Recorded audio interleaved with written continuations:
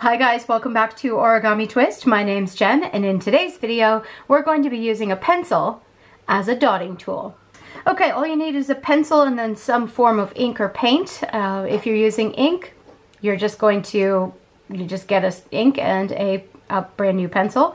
If you're using paint, you can take some sort of a cotton pad, just a plain one, and put a little bit of paint in the middle and press it down so that you can then use it like a stamp pad. Now all you need to do in order to make a dotted image is to go into the ink with your eraser, as is pretty obvious, and then stamp it on the paper and continue to do that to make your designs. Now if you want to take that one step further, all you have to do is go into the ink, press down once, and then go right next to it without going back in the ink, and keep stamping until you've run out of ink on the eraser.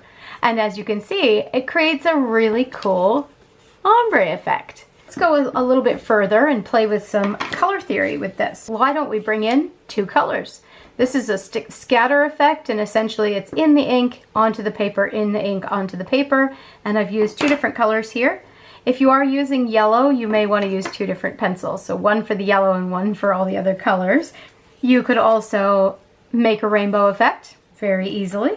You could make a checkerboard effect, so do it a little more formally rather than that scattered look. And if you want to go a little bit further with it, you can do some masking. Now, I've used a Post-it note cut down to size for this, so I put the Post-it note down and then into the ink onto the paper, into the ink onto the paper for the whole thing, and then making sure that some of them are part on the Post-it note, part on the regular paper. And when you do that, you can pull the Post-it note off after, and you've got this really great empty space where you can write your sentiment, happy birthday or whatnot. If you're going to be doing that with a stamp sentiment, all you have to do is, now pretend this is a stamp. I don't have one right here, but I'm making do. So let's say the stamp says happy.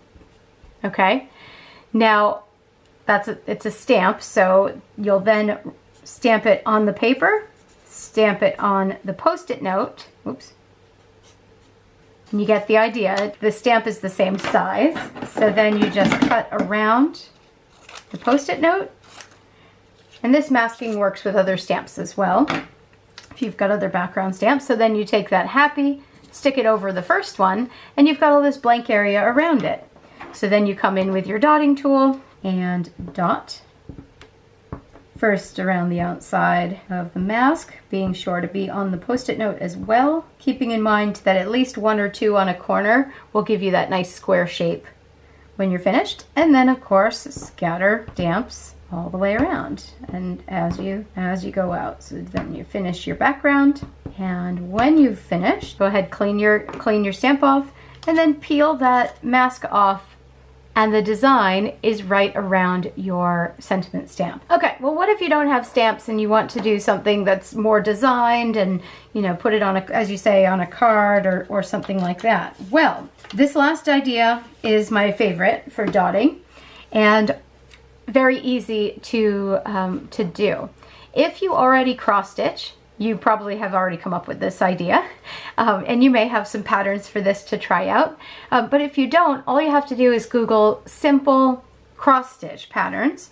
And for example, I put simple cross-stitch heart. I got this design, and then I followed the pattern to stamp out the dots to make a lovely heart. I also did simple cross-stitch letters, and I followed the pattern to make letters as well, so you can get really creative with it. If you have a very complicated one with lots of different colors, you can do a multicolor design. If you have a hard time lining up those dots, grid paper will work well, and so will the paper that's used for bullet journaling. You can use that to line up your dots as well.